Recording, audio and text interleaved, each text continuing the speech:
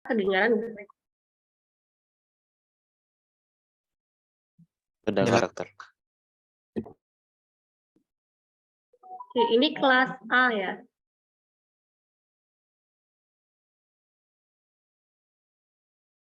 Kelas A, benar? Benar, dokter.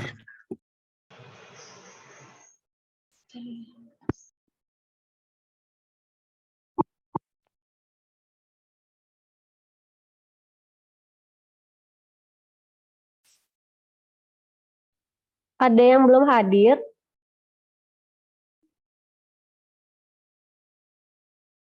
Jumlahnya berapa? 56. 57 dokter. Yang tidak hadir baru 1 orang, dokter. Ada keterangannya nggak?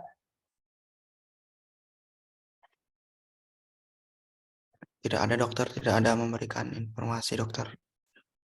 Oke, tinggal 1 orang ya. Namanya siapa, Dek? Saya langsung absen aja ya.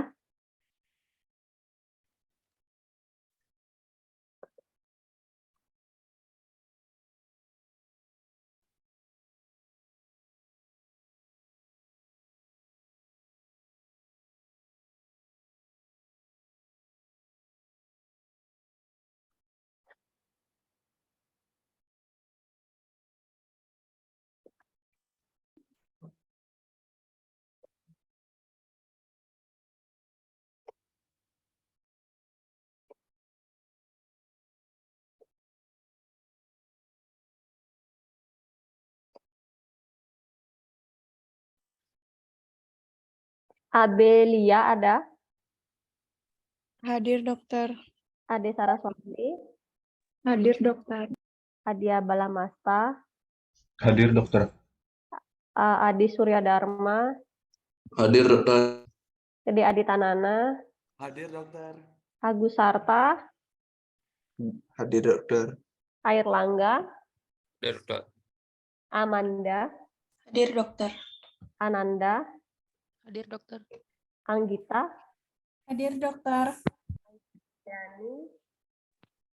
Hadir, dokter. Anggi Wirayani. Antayuda? Hadir, dokter. Aras? Hadir, dokter. Ariens? Hadir, dokter. Ariesta? Hadir, dokter. Armiawati? Hadir, dokter. Arya Putra? Hadir, dokter. Azilah? Hadir, dokter. Aura Peti? Hadir, dokter. Azahra? Hadir, dokter. Bagus Santana? Hadir, dokter. Baik Arista Widya? dokter. Cahaya Wulani? Hadir, dokter. Cecilia? Hadir, dokter. Cynthia Malika? Hadir, dokter. Christopher? Hadir, dokter. Christopher Shannon? Hadir, dokter. Dava Michael? Hadir, dokter. Daniel? Hadir, dokter. Dema? Hadir, dokter. Dentino? Hadir, dokter. Desna? Hadir, dokter. Devani? Hadir, dokter. Dewanti? Hadir, dokter. Ratih Kesuma? Hadir, dokter. Dinda? Hadir, dokter. Dinda Erdiana? Hadir, dokter. Dita Cahya? Hadir, dokter. Putu Divani? Hadir, dokter. Dulce? Hadir, dokter. Dwi Mayani? Hadir, dokter. Istri Dwiwantari? Dwiwantari Hadir, dokter. Pramiari ya. Elta Delviani? Hadir, dokter. Erlang?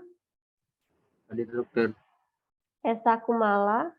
Hadir, dokter. Fadilah? Hadir, dokter. Fajar Raffi? Hadir, dokter. Febi Wulandari? Hadir, dokter. Galuh Diah Pitaloka? Hadir, dokter. Handi Erawan? Hadir, dokter. Hilda? Hadir, dokter. Indah Yuliana? Hadir, dokter. Ingrid Cantika? Hadir, dokter. Ismia? Hadir, dokter. Juvencia? Hadir, dokter. Karina Ersania, Hadir dokter. Krisna Rangga. Hadir, dokter. Berarti semua udah lengkap ya? Oke. Hampir aja ada yang izin ya.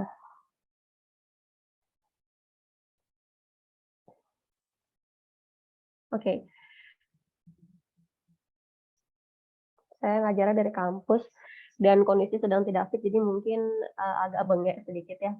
Nah, kemudian juga saya ingatkan kembali, karena kan ntar lagi mau UAS, jadi tolong kalau portal-portal yang bermasalah itu kan, coba cek atau tanya teknisinya apakah ada yang bermasalah atau tidak. Takutnya kan kalian ternyata rajin presensi, misalkan harusnya kalian dapat keadilan 100%, tapi karena ada permasalahan di portalnya, jadinya malah yang masuk di sistem hanya 50%, otomatis nanti nilai yang kamu pakai kan nilai yang kelihatan di sistemnya. Karena kan selama ini kita absennya rata-rata adalah online ya, seperti yang sekarang ini.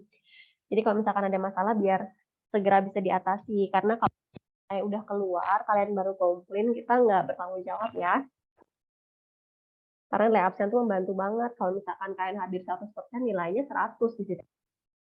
Oke. Langsung mulai aja ke pembelajarannya yang hari ini. Untuk dari saya kayaknya ini materi yang paling terakhir ya. Jadi kita akan pelajari tentang tunggu dulu.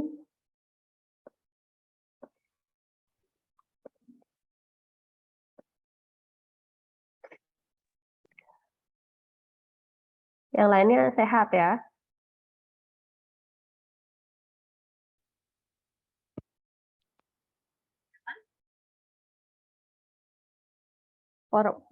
Presentasinya sudah kelihatan belum? Sudah dokter.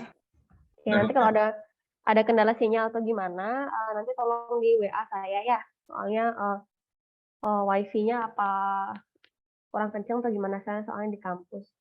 Oke, hari ini kita akan pelajari mengenai kebijakan lokal, regional, dan global.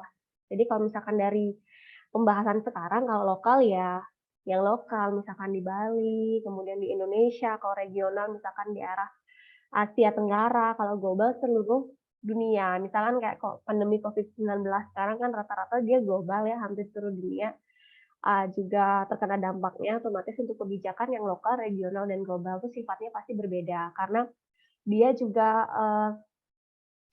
yang ikut di dalamnya juga pastinya skupnya ada yang kecil, ada yang menengah, ada yang besar. Oke, saya mau tanya dulu pertama-tama. Kenapa kira-kira suatu isu itu, misalkan isu A dibicarakan sedangkan isu B itu tidak? Kira-kira ada yang punya pendapat nggak? Kenapa sih tidak semua isu itu bisa dibicarakan? Misalkan isu tentang, misalkan kayak awal yang dibicarakan adalah isu tentang COVID, bisa bukan isu tentang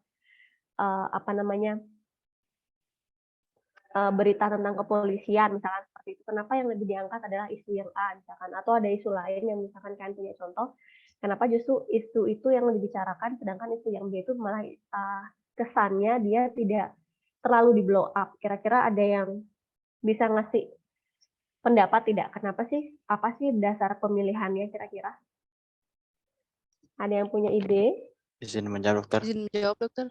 Oke, Dava tadi duluan ya. Ya, jadi menurut Dava isu A itu lebih dibicarakan daripada isu B karena isu A itu lebih penting, dokter. Oke, selain ini misalkan contohnya apa misalkan? Misalnya ya, seperti tadi masalah corona dengan kepolisian. Karena di sini yang lebih penting dan lebih relevan yang sekarang itu adalah tentang corona.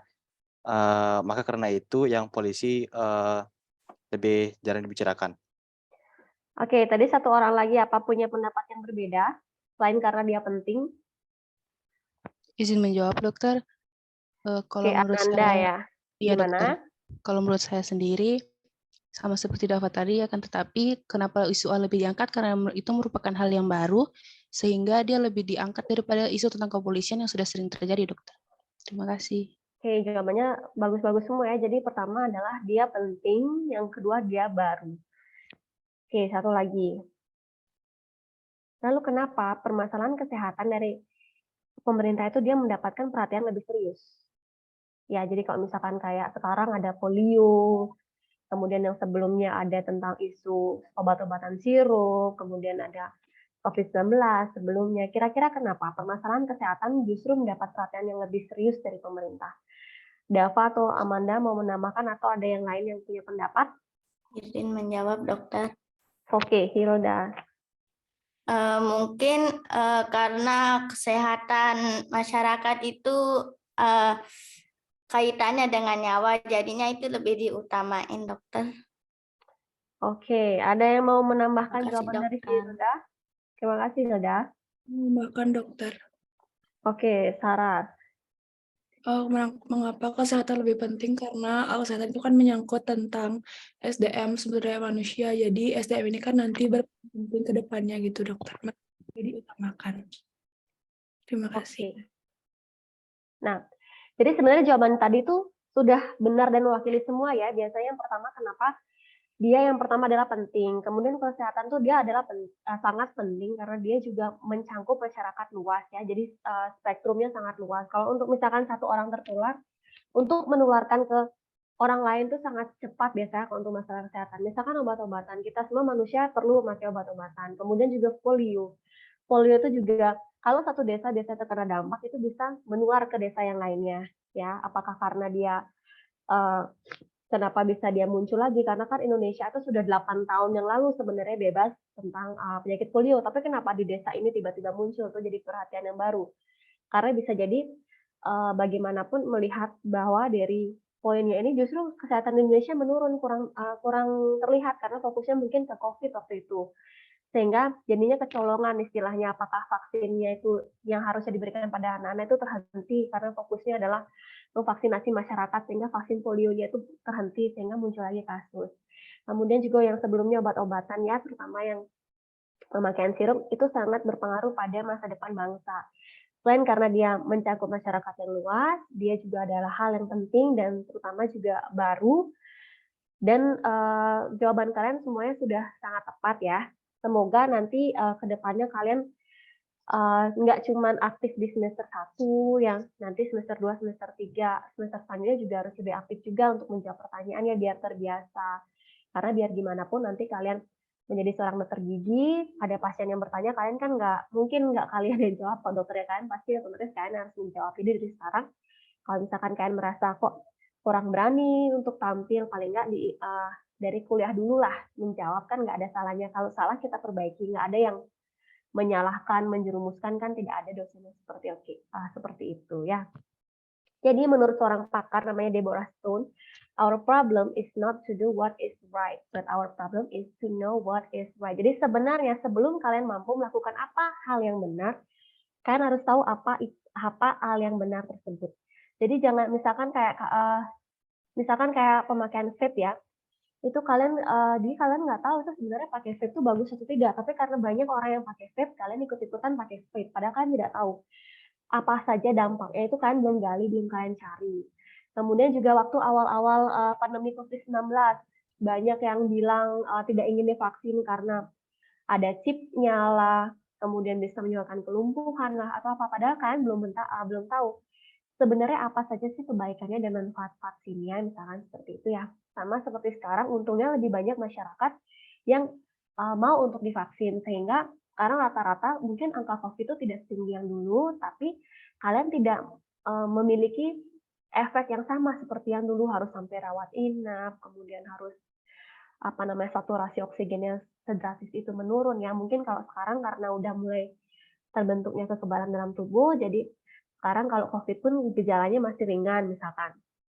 Nah, jadi kalau misalkan kalian nanti dikasih sesuatu oleh orang lain, kemudian dia bilang, ini udah banyak yang pakai atau gini-gini, tanpa kalian tahu dulu manfaatnya apa, itu sudah bagus beneran atau tidak. Jadi jangan asal menerima begitu banyak orang pakai ya, misalkan kan sekarang di dunia online tuh banyak yang jual-jual produk, bahkan produk kedokteran gigi misalkan ya, kalian lihat hanya dari Testi nih. Nah, karena dari Testi, karena pernah saya kedatangan pasien itu baru bulan lalu ya, jadi dia membeli set bleaching di online store, baca-baca reviewnya, banyak yang bilang bagus, padahal kita nggak tahu ya itu reviewnya beneran dari pemakainya atau dia sendiri yang buat fake account atau gimana ya. Kemudian datang ke praktekan ternyata untuk guide untuk bleachingnya itu ya, dia meleleh dalam mulutnya dan dia nempel. Bayangin tuh nggak bisa lepas. Bleaching dan giginya semua kena. Pasiennya udah datang nangis-nangis, kapok. Katanya beli tergiur harga murah, terus juga testi yang belum tentu benar. Justru menimbulkan kerugian yang sangat tinggi ya. Jadi kita untuk ngilangin bekas-bekas bahan bleachingnya yang lumer itu di giginya nempel ya, gimana kayak pakai eyeliner tapi dia nempel, jadi kayak plastik itu nempel di giginya semuanya ya. Jadi dari P ke P itu kita harus bersihin satu persatu giginya. Dan harus hati-hati juga biar tidak terkena gigi aslinya. Nah, seperti itu. Banyak sekali produk di luaran sana, di kedokteran gigi misalkan dibilang obat kumur mampu merontokkan karang gigi ya. Yang ada karang gigi rontok, iya giginya juga bisa rontok. Karena kan karang gigi keras ya, kok dipikir-pikir kok obat kumurnya hebat banget bisa ngilangin karang gigi. Ya, mungkin karang gigi plus giginya yang hilang mungkin. Jadi harus lebih dibaca lagi, jadi jangan asal membeli, meniru, kemudian juga kalau teman-teman kalian nanya, kalian juga harus pelajari apakah itu benar atau tidak ya, karena kalian kan keilmuannya di kedokteran gigi, jadi kalian harus benar-benar paham. Nah, kemudian untuk analisis, mungkin materi-materi sebelumnya sudah sangat mengajarkan tentang analisis ya. Kalau untuk menganalisis harus tahu masalah kesehatan dulu, baru kebijakan kesehatan, baru bisa untuk membuat program kesehatan. Misalkan masalah yang sekarang misalkan di Bali masalah kesehatannya apa misalkan di Bali misalkan perokoknya masih tinggi masalah kesehatannya, kebijakannya kesehatannya apa untuk mengurangi perokok itu misalkan di sekolah dan di tempat-tempat pendidikan misalkan institusi pemerintahan tidak boleh merokok. Lalu dibuatlah program kesehatan yang dulu itu ada tempat tertentu atau pojok rokok, jadi khusus di sana saja orang-orang yang merokok sehingga orang-orang tidak menjadi perokok pasif bagi yang tidak merokok misalkan. Kemudian juga untuk masalah kesehatan, misalkan karies gigi di Bali itu masih tinggi, karies giginya masih tinggi, masih banyak masyarakatnya yang belum terlalu mementingkan masalah kesehatan gigi dan mulut. Kebijakan kesehatannya apa? Misalkan dengan mengadakan suatu kegiatan, agenda yang mampu untuk mengurangi angka kejadian karies. Program kesehatannya misalkan banyak ya, yang kemarin ada dari sponsor, misalkan dengan menggunakan BKGN. Kemudian juga kalau dari PDGI sendiri ada HKGN ya, Hari Kesehatan Gigi Nasional. Kemudian punyanya sponsor branding yang besar namanya BKGN. Kemudian mungkin nanti dari Saraswati bisa membuat yang namanya Baksos dengan mencari wilayah di Bali yang mana kira-kira daya kesehatannya masih rendah. Bahkan kadang di wilayah di Bali, di kabupaten di Bali yang terkenal maju ya, tapi ternyata masyarakatnya belum terlalu peduli dengan kesehatan gigi dan mulut. Contoh kecilnya adalah mereka tidak kontrol periodik 6 bulan sekali. Tapi mereka akan datang ke dokter gigi kalau giginya sudah benar-benar sakit. Kalau itu kan sebenarnya kesadarannya masih belum mencapai 80% ya, belum kategori baik. Walaupun mungkin orangnya atau wilayahnya sudah sangat maju. Nah, jadi Universal Health Coverage itu pertama kali itu kira-kira ada di negara mana? Ada yang tahu nggak? HOAC yang ditiru oleh WHO itu pertama kali kira-kira yang menjadi contoh negara mana? Ada yang tahu nggak? Bisa mencoba menjawab, dokter? Ya. Setahu Dava Inggris, dokter. Oke, Inggris. Oke, ada lagi yang menjadi contoh untuk negara-negara di Asia yang cocok dengan Asia Tenggara misalkan? Yang akhirnya diadopsi oleh WHO dan juga Indonesia. Mungkin kan nggak pernah ke sana kali. Negara yang paling banyak. Mungkin Tante, Oke. dokter. Siapa? Apa zamannya? Singapura, dokter. Singapura, oke. Kurang tepat ya. Negara yang paling banyak punya jenis kelamin. Jadi yang pertama kali itu HOAC yang ditiru oleh Indonesia itu adalah di Thailand ya. Tidak bisa dibayangkan ya, ternyata Thailand punya suatu program yang sangat bagus dari Menteri Kesehatannya yang justru dipakai contoh oleh WHO dan ini yang paling tepat untuk dipakai di Asia. Mungkin kalau di Inggris dia tidak kurang bisa dipakai di Indonesia dan di Asia. Kenapa? Karena di sana dia biaya kesehatannya dia masih lebih mahal dan dia pajaknya juga tinggi. Sehingga kalau Inggris itu kan rata-rata dia kalau sudah pensiun kan dibiayain oleh pemerintahnya ya. Kok di Indonesia kan tidak seperti itu. Jadi ada sedikit perbedaan antara HUAC yang di Inggris dengan yang di Thailand. Kalau di Thailand itu yang kita tiru sekarang menjadi JKN atau BPJS ya, Badan Penyelenggara Jaminan Sosial. Nama programnya JKN, kartunya namanya KIS. Itu sebenarnya satu ya, badan penyelenggaranya BPJS, programnya JKN, terus juga kartu atau alatnya itu namanya KIS. Jadi jangan berpikir itu berbeda, itu sama. Cuman nama-namanya aja yang beda ya. Badannya BPJS, terus programnya seperti yang tadi, program kesehatannya namanya JKN gitu. Jadi di sini kalian rata-rata pasti sudah pakai BPJS semua ya, satu keluarga ya. Jadi ada yang di perawatan yang di cover mulai dari preventif, kemudian juga kuratif, rehabilitatif, dan juga kalau untuk promotif sendiri ya, tapi dia lebih ke individu. Karena kan dia bekerja sama dengan fasilitas pelayanan kesehatan tingkat 1 dan juga tingkat 2 serta tingkat 3 tersier. Jadi lebih ke promotifnya ini lebih ke individunya dengan harapan nanti orang yang sehat mampu mengcover orang yang sakit. Jadi misalkan kalian ini kan tidak pernah pakai asuransi kesehatan ya, misalkan tidak pernah pakai BPJS. Nah, kalian kan tiap bulan bayar iuran misalkan. Mungkin kalian merasa dirugikan, aduh aku kok nggak pernah pakai ya, cuman bayar-bayar terus tiap bulan. Nah, justru kalian harus berbangga karena hasil pembayaran uang kalian tersebut itu bisa membantu orang-orang yang sedang memang membutuhkan. Dan suatu saat kalau misalkan kita kan tidak ingin sakit yang parah ya, misalkan kalian perlu perawatan yang sampai ratusan juta nih, misalkan.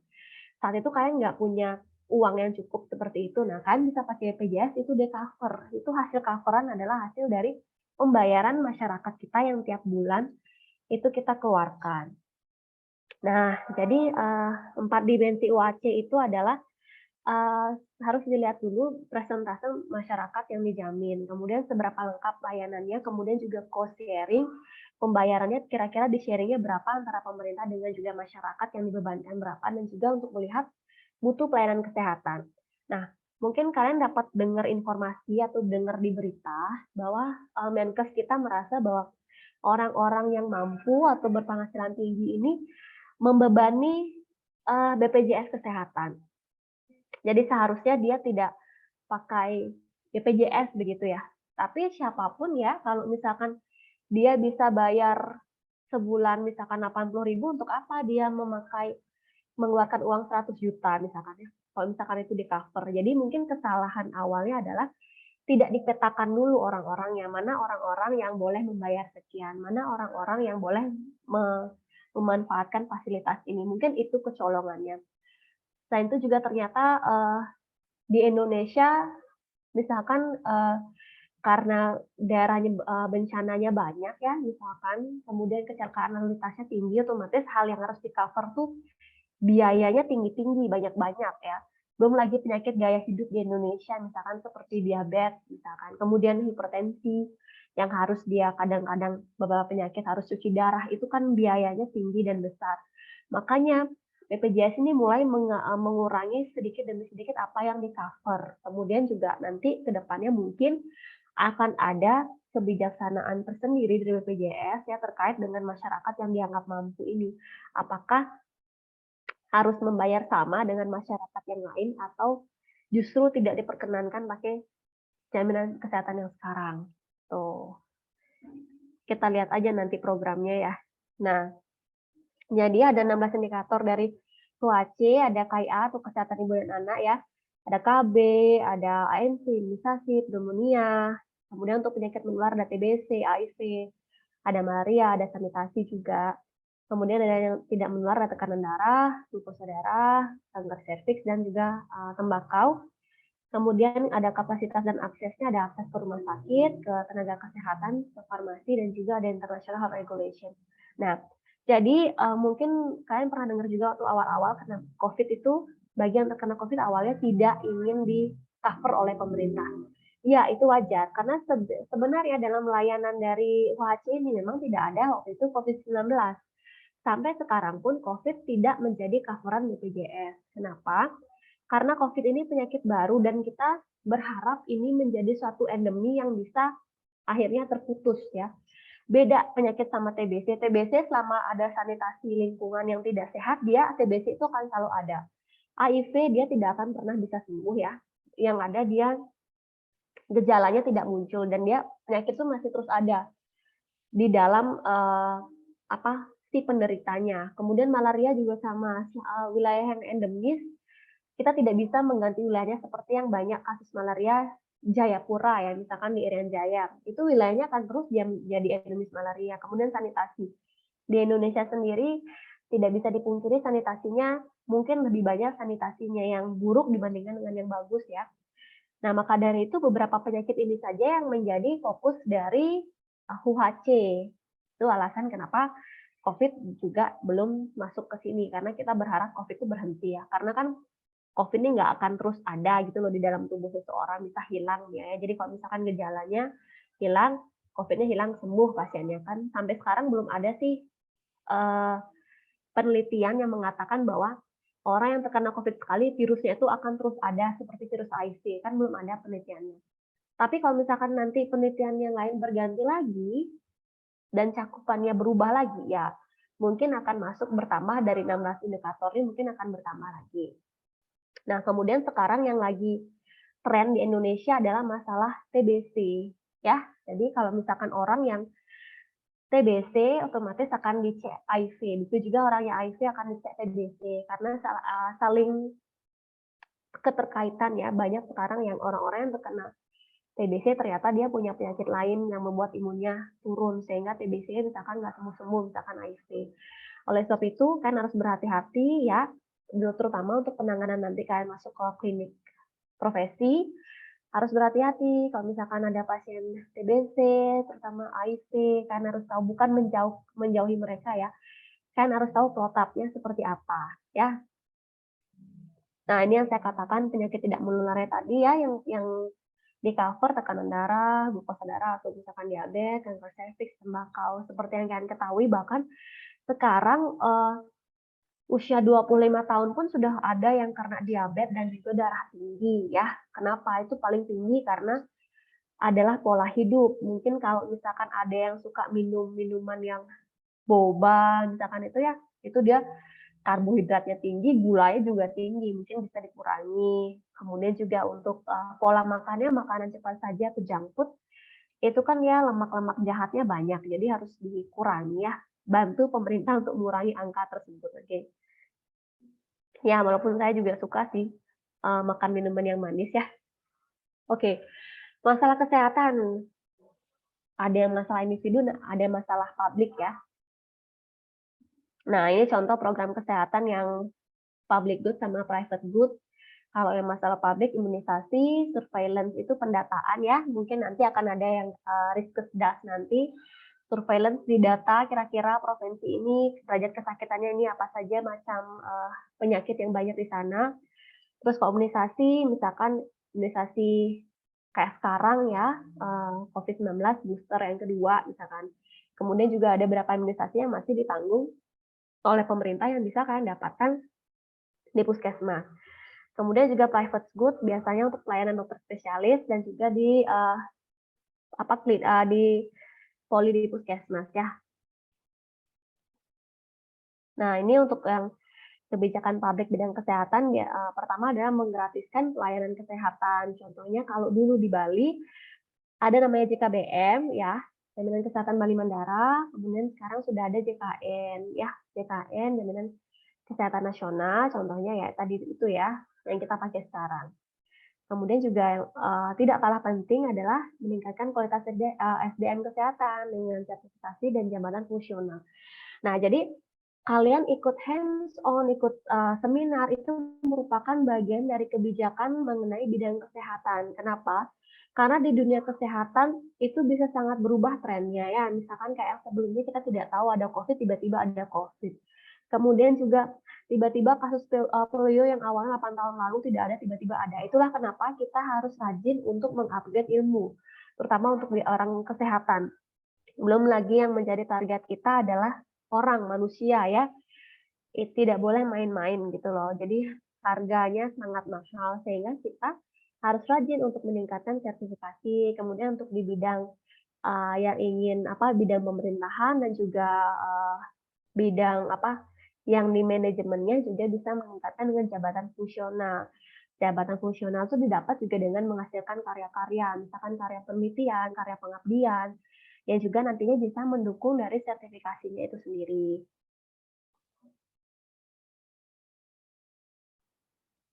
Nah, jadi segala sesuatunya tadi itu pastinya membantu untuk memecahkan masalah publik ya, masalah yang lebih besar. Dan juga berguna untuk tujuan politik.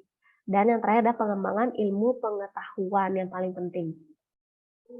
Siapa tahu ada ya yang bisa, kalau dulu kan Pak Habibie yang menemukan teori pesawat tentang apa, siapa tahu nanti ada anak FKG yang bisa menemukan teori baru di kedokteran gigi, keilmuan baru misalkan ya, itu akan sangat membanggakan pastinya. Nah, untuk aspek analisis kebijakan, jadi yang pertama kalau ingin membuat suatu kebijakan harus tahu dulu perumusan masalahnya seperti apa. Masalahnya mengenai apa, baru kita implementasikan, kita jalankan dulu, misalkan kan punya solusinya seperti ini. Kemudian baru nanti setelah dapat solusinya, baru kita cari hasilnya. Apakah hasil yang didapatkan itu sesuai atau tidak. Kalau misalkan dia tidak sesuai, misalkan targetnya kalian ingin capaian targetnya 80%, ternyata target kalian hanya 50%, misalkan harus dievaluasi lagi apakah kebijakan yang kalian pilih itu sudah tepat atau belum. Ya, misalkan seperti sekarang kebijakan di BPJS itu selalu berubah-ubah ya. Misalkan dari dulu karang gigi, pembersihan karang gigi itu adalah suatu hal preventif yang perlu untuk di cover. Dia termasuk preventif misalkan. Tapi kalau misalkan preventif dengan kita dibayar 2.000, itu banyak dokter gigi yang protes karena dokter gigi mandiri dibayar hanya 2.000. Kemudian setelah itu dibuat lagi kebijakan karena banyak yang tidak setuju dengan hal ini. Kemudian dibuat kebijakan bahwa sekarang yang di cover adalah yang terindikasi medis oleh dokter giginya. Jadi bukan suka-sukanya pasien ya. Dulu pasien mungkin belum terlalu banyak karang giginya, masih bagus, dia cuma rutin 6 bulan sekali, itu sekarang tidak menjadi coveran. Yang di cover adalah sesuai dengan indikasi medis dari dokter gitu. Jadi dia sekarang yang di cover bukan preventif ya, tapi kuratifnya gitu. Jadi kalau dulu preventif yang 6 bulan sekali harus pembersihan karang gigi, sekarang udah tidak di cover, dia masuk ke pelayanan kuratif jadinya. Kuratifnya karena harus ada indikasi, misalkan seperti gusinya berdarah, misalkan kemudian bengkak atau ada kegoyangan, itu yang di cover sekarang. Nah, jadi untuk proses kebijakan publik ini ada beberapa hal yang tahapannya perlu dirangkai dulu, dijalankan untuk menjadi suatu kebijakan yang kita bisa pakai terus-menerus ya. Yang pertama pasti harus cari masalah dulu nanti. Jadi kalian harus, dari sekarang bisa kalian cari ya, masalah-masalah yang di Indonesia tentang kedokteran gigi itu apa saja sih, cari dulu masalahnya. Kira-kira masalah ini misalkan kan skripsi lagi 3 tahun ya, semester ya lagi 3 tahun ya atau lagi 2 tahun, kan cari dulu masuk ke forecasting, kira-kira kalau 2 tahun lagi apakah data ini masih bisa kalian pakai atau tidak ya. Paling tidak untuk data itu masih bisa dipakai kalau untuk jurnal 5 tahun ya. Jadi kalau misalkan dari sekarang kalian nyicil nih, misalkan punya ide-ide baru atau masalah yang kalian temukan baru, bisa masih kalian pakai. Kemudian kalian cari dulu manfaat penelitian kalian ini apa. Ya, itu masuk salah satunya ke rekomendasi kebijakan. Baru kalian cari dulu bahannya. Nanti kalau misalkan sudah fix, kalian tinggal ajukan. Nanti kalian dapat di bagian mana. Misalkan ya, itu kan kalian pilih bagiannya. Jadi misalkan kalian, kalau misalkan untuk kasus perio, misalkan kalau kalian dapat ke KJM juga masih ada hubungannya, masih bisa dipakai. Kemudian kalau perio hubungannya dengan BM juga masih bisa dipakai, misalkan di lab tersebut, tergantung kalian dapatnya di mana. Hampir sama dengan proses kebijakan ya, jadi harus ada perumusan masalah dulu, kemudian kira-kira kalau konsekuensinya dari rumusan masalah ini, apakah masalah ini tetap menjadi masalah kalau tidak dikerjakan misalkan 2 tahun atau 3 tahun mendatang. Kemudian kira-kira kebijakannya apa. Setelah itu kita jalan dulu prosesnya, kita monitoring dulu kebijakannya ini, program yang kita ambil apakah bisa berjalan jangka panjang atau tidak. Kemudian kalau misalkan dari monitoring ini ternyata ini hanya cocok untuk tahun ini, karena ternyata tahun depan trennya sudah berubah lagi, ya kita evaluasi program ini apakah harus diganti atau program ini justru harus dihentikan. Oke. Nah, jadi agenda kebijakan merupakan pokok persoalan yang mendapatkan perhatian serius dan tentunya untuk mengambil tindakan yang diperlukan ya. Oke, ada dua metode dari penentuan kebijakan, ada metode Hall dan juga metode Kingdon. Ini yang Hall ada keabsahan, ada kelayakan, dan juga dukungan. Jadi nanti kalian baca saja poinnya, misalkan kayak dari keabsahan itu kan karakteristik pokok persoalan pemerintah ya. Pemerintah dia berhak dan kewajiban untuk campur tangan ya, segala permasalahan di Indonesia yang nantinya menjadi pengambil keputusan yang memberikan dukungan, kelayakan, keabsahan adalah pemerintah. Sehingga namanya kebijakan lokal, regional, dan global pasti terutama perannya adalah pemerintah. Itulah kenapa nanti saat kalian menggunakan hak pilih kalian, pilihlah pemerintah atau orang-orang mampu membawa negara ini sesuai dengan harapan kalian gitu. Karena nanti segala macam bentuk pengambilan keputusan yang utama itu adalah dari pemerintah. Kemudian juga dukungannya juga pemerintah itu pasti akan mendukung orang-orang yang pro padanya. Sehingga kalau misalkan kalian salah memilih pemangku kebijakan, tidak sesuai dengan apa yang kalian harapkan, ya jangan salahkan mereka karena kalian yang memilih gitu. Nah, kalau Kingdom hampir sama tadi ya. Ada alur masalah, alur politik, dan kebijakan. Jadi segala macam kebijakan ya mau tidak mau ya di seluruh dunia pasti ada hubungannya dengan politik ya.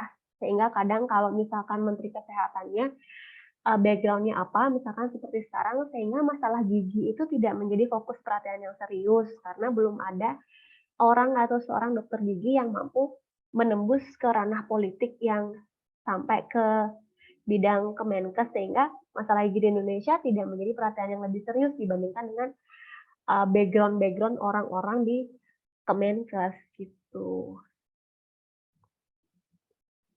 Nah, kira-kira kenapa sih kalau yang tadi mungkin pemerintah politik itu sudah pasti menentukan agenda kebijakan.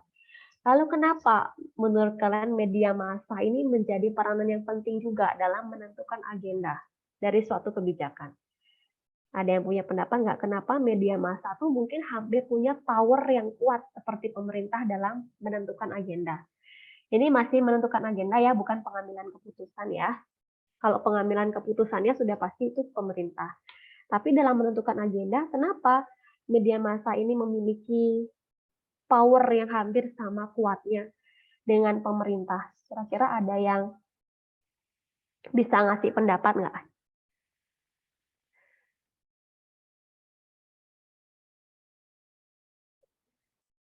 Kenapa kira-kira dia punya power yang sangat besar media massa ini? Ada yang punya opini?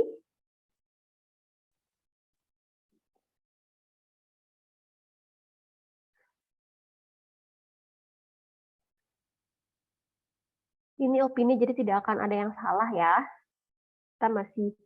Saya juga belajar, kalian juga sama, jadi nanti kita saling melengkapi saja kalau dan membenahi yang kurang tepat. Kira-kira ada yang mau memberikan masukan? Izin berpendapat, Dokter. Oke, silakan Dava. Ya, jadi media massa itu dia bisa menentukan agenda karena menurut Dava, media massa itu bisa mengirim opini, Dokter. Oke, mengiring opini. Ada lagi? Ingin menjawab, Dokter? Aktif ya, tahun 35. Iya. Gimana? Karena media massa itu biasanya seperti pemerintah juga ingin menyuarakan dan berpendapat seperti itu, Dokter. Oke. Rata-rata keduanya sudah benar ya. Yang pertama adalah sekarang dunia itu masyarakat sudah sangat pandai sekali mengumpulkan informasi dari berbagai sumber ya. Informasi itu yang menggelontorkan informasi adalah dari media massa. Bahkan pemerintah pun sering bekerja sama dengan media massa untuk kalau ada program terbaru yang ingin mempengaruhi masyarakat pasti bekerja sama dengan media massa. Jadi benar, yang pertama adalah media massa itu mampu menggiring opini. Misalkan Kayak dulu kalau misalkan ada media massa yang oposisi terhadap pemerintah, dia akan statement misalkan tentang pemakaian vaksin COVID misalkan. Tapi kalau dia yang pro, dia akan menggiring opini yang pro pada pemerintah. Misalkan beberapa media massa juga mungkin kalian lihat ya, kita banyak banget ada media massa di Indonesia ini.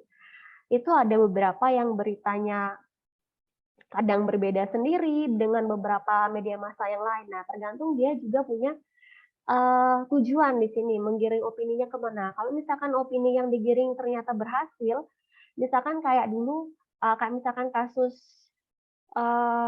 Ferdy Sambo nih misalkan ya. Kasus Ferdy Sambo ada beberapa yang mengatakan bahwa yang salah adalah korban. Ada beberapa yang mengatakan memang Bapak Ferdy Sambo ini yang salah. Nah, itu bisa kalian lihat bahwa media massa yang menggelontorkan kut beda-beda, tergantung apa yang mereka inginkan kemana. Dan nanti masyarakat sendiri yang dibuat bingung jadinya kan. Dengan drama ini sebenarnya siapa sih yang benar, sebenarnya siapa sih yang salah. Belum lagi dari opini saksi, pembantunya yang kalau kita pikir-pikir masa sih dia jawabnya bisa ngalor ngidul, padahal kalau kita di posisi sana menjadi saksi, mungkin kita juga sama hangnya otaknya ya dibandingkan dengan di situ karena kan lihat banyak orang gitu ya. Nah, itu benar sekali. Jadi kalau misalkan kalian makanya beberapa juga media massa pemimpinnya itu mulai menuju ke alur politik ya. Karena dia juga ingin punya kepentingan sendiri, karena dia juga punya power yang kuat yang hampir sama dengan pemerintah untuk menggiring opini pada masyarakat. Mungkin waktu itu kalau misalkan media massa menceritakan hampir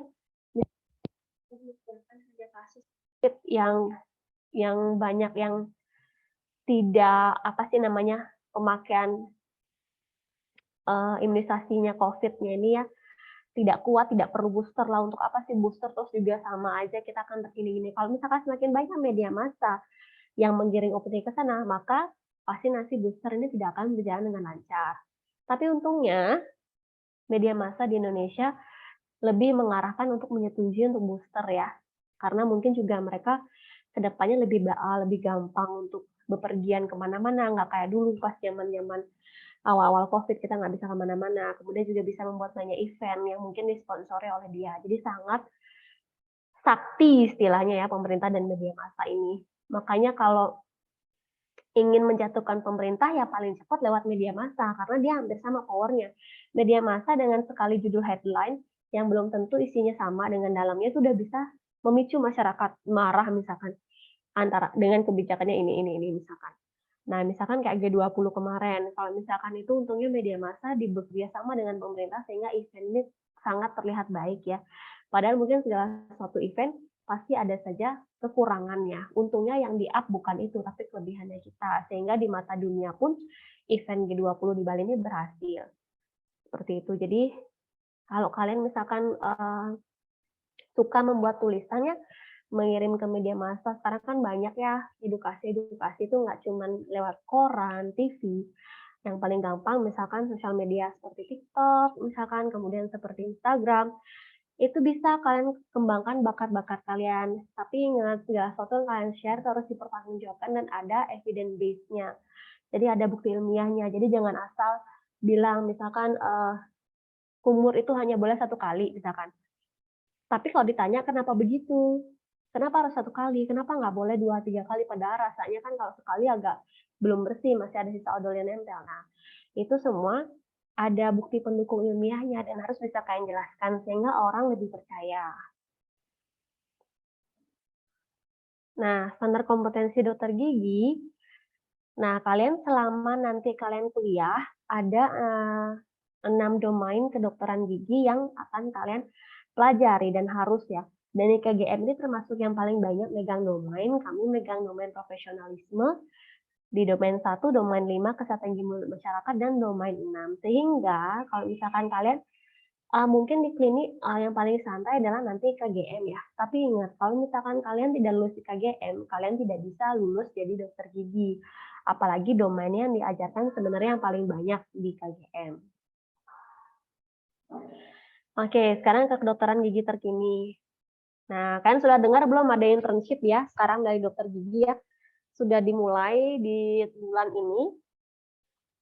Ya, untungnya sekarang masih di Bali semua. Jadi Kak kelas kalian sekitar 10 orang itu sudah mulai internship. Jadi bedanya, jadi kalau misalkan dulu kalian sudah S1, koas, uji kompetensi, ya kalian langsung menjadi dokter ya. Jadi dokter gigi, kalau misalkan kalian mau praktek, kalian ngurusnya SIP. Kalau misalkan mau di manajemen, nggak usah praktek, ya nggak ngurus SIP. Nah, kalau sekarang agak sedikit berbeda dan lagi panjang. Jadi pertama S1 dulu, paling cepat kan 3,5 tahun. Koas di klinik sekarang, ya targetnya sudah mulai dikurangi ya. Jadi paling nggak 1,5 tahun sudah bisa. Jadi tamatnya sekitar 5 tahun. Uji kompetensi dulu, CBT, dan juga USC. Kemudian setelah itu baru ada namanya STR sementara untuk di internship. Nah, setelah STR sementara ini keluar, kalian akan bekerja selama 6 bulan, 3 bulan di puskesmas dan 3 bulan di RS. Dan ini baru pertama kali ada program internship, sudah ada yang buka joki calo. Jadi pencet lokasi ya, itu 3 juta bayarnya. Jadi joki klik namanya. Bayangin bayarnya 3 juta ya, sedangkan kalian aja baru tamat, belum bekerja ya, tapi udah harus bayar 3 juta biar dapat di lokasi yang diinginkan misalkan. Kalau sekarang sih masih enak ya, masih di wilayah dari asal KTP-nya sendiri. Nah, kalau nanti semakin lama, sama seperti dokter umum, justru akan dipusatkan ke daerah Indonesia yang terpencil. Maka dari itu banyak yang buka jasa-jasa seperti itu ya, jasa klik istilahnya, biar pas kenanya di tempat yang bagus, misalkan seperti itu ya. Padahal itu keberuntungan dan dimanapun kalian berada, kalian bisa berbagi ilmunya. Kadang kalau misalkan misalkan kalian dapat daerah terpencil, ternyata di sana sangat diperlukan dokter gigi, kedepannya kalian diangkat menjadi pegawai tetap, mau disekolahkan, kan lebih bagus sekolah gratis ya. Jadi sebagai seorang tenaga kesehatan ya janganlah pilih-pilih pasien atau apa. Ya. Kemudian setelah itu nanti kalian ada pelatihan juga, pelatihan internship, gajinya untuk yang sekarang 3 juta per bulan. Kemudian nanti baru setelah kalian selesai internship, baru kan STR full-nya akan keluar seperti itu. Nah, jadi selama internship ini sebenarnya kalian belum boleh untuk buka praktek sendiri ya selama internship karena STR masih STR sementara. Jadi kalian cuma boleh tugasnya di puskesmas yang menjadi tujuan kalian sama dia yang di rumah sakitnya. Jadi sebenarnya tidak diperkenankan kalau kalian udah kerja di klinik lain atau di luar tempat kalian tugasnya sebenarnya belum tidak diperkenankan. Jadi berhati-hati. Nah, sekarang sudah banyak sekali alat kedokteran gigi yang canggih-canggih yang nggak cuman ada yang mungkin di Indonesia belum banyak ya, tapi di luar negeri sudah banyak.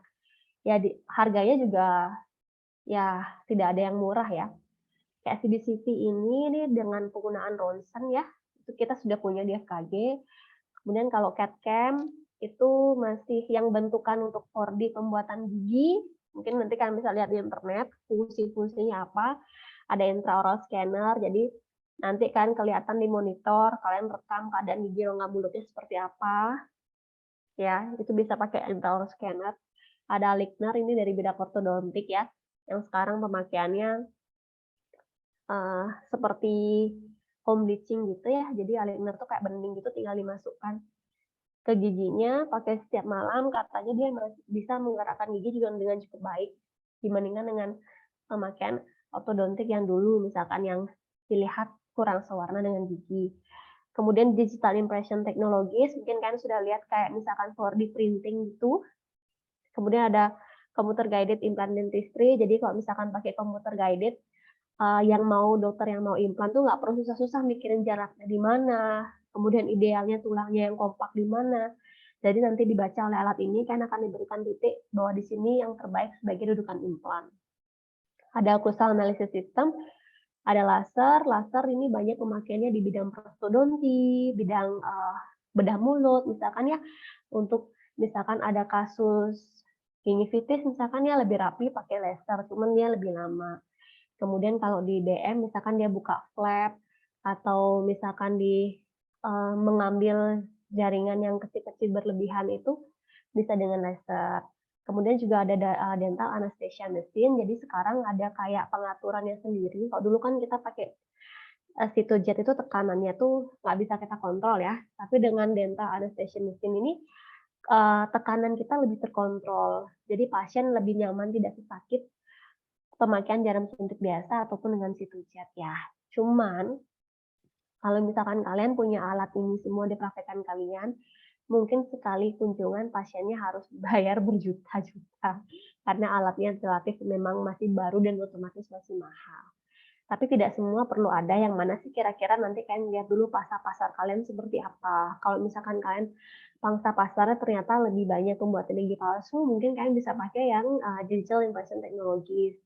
Kemudian kalau misalkan kalian ternyata bidang estetika misalkan ya, bisa pakai aligner misalkan untuk pengganti ortodontik baru, kemudian banyak justru yang daerahnya cabut. Ya, cabutnya pasiennya agak rewel-rewel atau manjing-manjing sedikit, kalian bisa beli alat dental anesthesia mesin ini. Oke, nanti kalian pelajari alat-alatnya. Nanti saya akan keluarkan misalkan salah satunya di soal ujian nanti untuk UAS ya. Oke, jadi dengan adanya alat-alat itu, dokter gigi tidak lagi disarankan mencabut gigi, namun mempertahankan gigi selama mungkin di rongga mulut. Itu tujuan kita. Jadi kalau misalkan pasien itu datang dengan giginya ya masih derajat 1 gitu masih kita pertahankan, derajat 2 juga masih kita usahakan untuk dipertahankan. Tapi kalau misalkan udah derajat 3, udah goyangnya parah, OH-nya buruk ya, itu satu-satunya cara adalah kita cabut, dan kita pun harus edukasi dia untuk pembuatan model gigi palsu. Oke. Apakah ada yang ingin bertanya?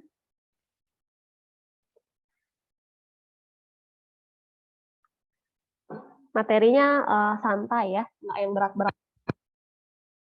Kecuali kalau misalkan kalian ingin jadi masuk ke ranah politik, mungkin cocok yang kebijakan lokal ini. Ada yang mau bertanya?